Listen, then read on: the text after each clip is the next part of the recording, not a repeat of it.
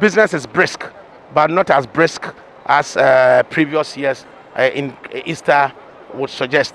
A year ago today, we were in lockdown, so obviously we were not in business. But previous years, the numbers were high, and I would say that we are doing about 50% capacity from the days before the lockdown. And from that period up to today, the number of buses that we did in the last 24 hours is 50% of what we were doing before the lockdown. Okay. People will say they are traveling because of Easter. Others are saying they are not traveling because of Easter. How has it been comparing the fact that last 2 years people were trooping in to travel and all that because there was no COVID-19? But last year, as you said, total lockdown, where there was no, traveling and all that. This year, are people trooping in like you should expect that enthusiasm that is there? Oh, I've just said to you that we were doing 50% of the numbers 2 Easters ago. So obviously there's a downward trend of 50%. But then as we see, the economy is becoming robust in terms of movement and activities, and we believe that it will obviously affect the number of passengers that are coming through.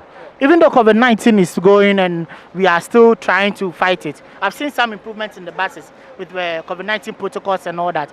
How did it come about it? I mean, it's very encouraging that you've done this initiative. I've seen some sanitizers by the drivers and all that. It's very commendable. I want you to comment on that for me. Well, basically, VIP John Transport is a law-abiding company. We respect the laws of this country.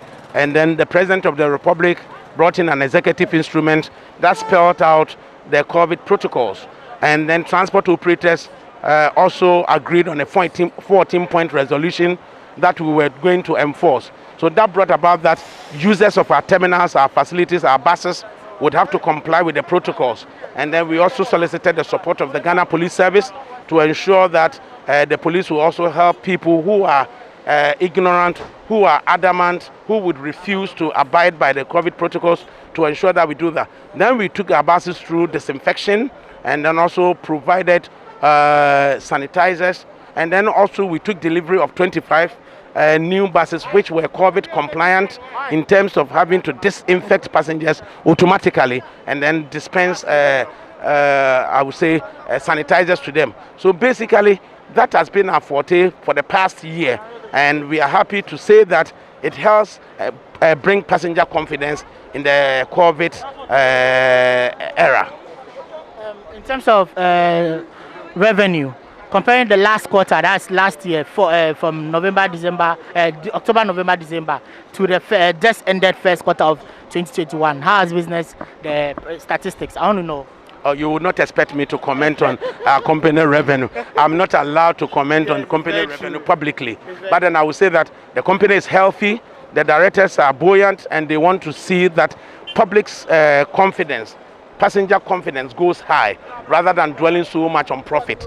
So VIP is a law-abiding company, and it's a very robust company that is going ahead, and we support every social initiative that the government of the Republic has brought about to bring passenger confidence in the midst of the COVID.